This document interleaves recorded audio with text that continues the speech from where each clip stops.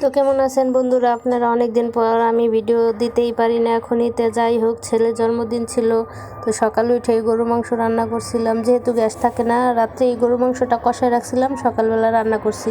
তো সকালে উঠেই 6টা-7টার দিকে পোলাও বসাই দিছি। তো এই যে বড় একটা পাতিলটায় আমি একটু তেল দিয়ে পেঁয়াজটা আমি বেরেস্তা করব। বেরেস্তা করে আমি উঠায় রাখবো। উঠায় রাখা পরে ওই বেরেস্তার তেলেই আমি চালগুলো ধুয়ে রাখছি আগেই, ওই চালগুলো আমি এটার মধ্যে দিয়ে দেবো। আর পোলাও রান্নাটা আমার কাছে খুবই একটা কষ্টকর বিষয়। আমার ভাত রাঁধতে, তরকারি রাঁধতে আমার কাছে খুবই ভালো লাগে। তো এই যে এটার মধ্যে মশলা দিয়ে দিয়েছি লং এলাচ।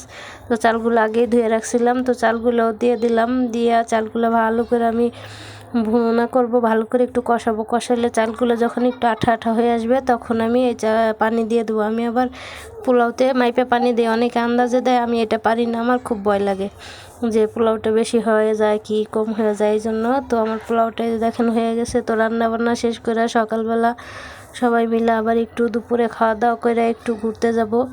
তো যমুনা ফিউচার পার্কের দিকে যাব সবাইকে নিয়ে। তো ওইখানে আবার ক্রিসমাস এর অনুষ্ঠান ওরা অনেক আগের থেকেই করে, 2-4 দিন আগের থেকেই ওরা সব কিছু সাজায় রাখে ক্রিসমাসের জন্য। যাই হোক, আমার কথায় যদি ভুল ত্রুটি হয়ে থাকে ক্ষমার দৃষ্টিতে দেখবেন সবাই।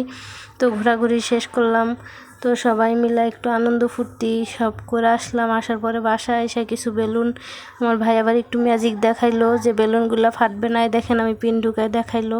তো আমরা কেক খুঁজতে গেছিলাম, তো কেকের এতই দাম, ভালো জিনিসের ভালোই দাম। তো এখানে আমি প্রথমে একটা দোকানে গেছি, তো আমার বাজেটের মধ্যে ছিল না। তো দ্বিতীয় একটা দোকানে গেছি, আমি মোট 3টা দোকান ঘুরছি। কারণ পাউন্ড আগে ছিল পাউন্ড, এখন হয়েছে কেজি। তো কেজিতেই আনছি, তারপরেও অনেক 3-4টা দোকান ঘুরতে হয়েছে আমার, যেহেতু আমার বাজেট খুবই কম ছিল।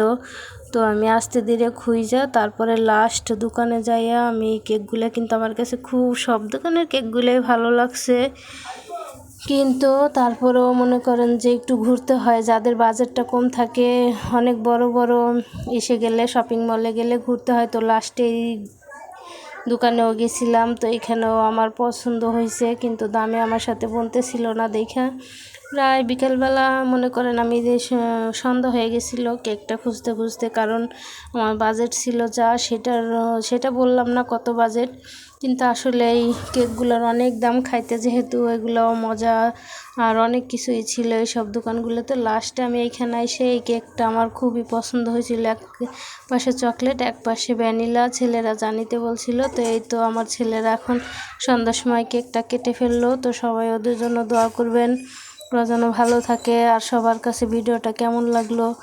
তো আমি ঘরোয়াভাবে এত অনুষ্ঠান করি নেই, জাস্ট আমরাই বসে এই সকালে একটু পোলাও রান্না করছি, গোশ রান্না করছি, এগুলো খাইছি আর সবাই মিলে একটু কেকটা কাটছি, জাস্ট এটাই, আর কোনো বিষয় না। তো আপনাদের কাছে কীরকম লাগলো ভিডিওটা আমাকে একটু জানাবেন। ভালো লাগলে অবশ্যই লাইক দিবেন একটা, যদি ভালো লাগে একটু শেয়ার করে দিবেন, এটাই আপনাদের কাছে কাম্য। তো সবাই ভালো থাকবেন, দোয়া করবেন আমাদের জন্য।